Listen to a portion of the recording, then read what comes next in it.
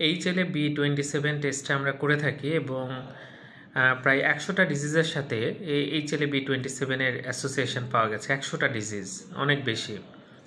তো যাই হোক, অ্যাঙ্কালোজিং স্পন্ডিলাইটিসে এটা পাওয়া যায়, এটা আমরা জানি।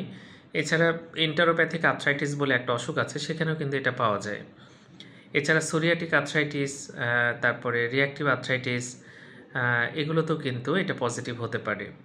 এন্টারোপ্যাথিক আর্থ্রাইটিস বলে একটা অসুখ আছে, যেখানে ডায়রিয়া থাকে, তার সাথে জয়েন্ট পেইন থাকে, সেখানেও কিন্তু এটা পজিটিভ হতে পারে। যাক, HLA-B27 যদি পজিটিভ হয়, তাহলে যে তার কোনো এই যে ডিজিজগুলো বললাম, কোনো বাতের অসুখ আছে, এটা কিন্তু সবসময় সত্য না। অনেক সময় কিন্তু পজিটিভ পাওয়া যায়, কিন্তু দেখা যায় কোনো বাতের রোগ পাওয়া যাচ্ছে না। আবার বাতের রোগ আছে, তারপরেও কিন্তু এটা নেগেটিভ হতে পারে। সুতরাং এটা করে কিন্তু সব কিছু আমরা নিশ্চিতভাবে বলতে পারবো না।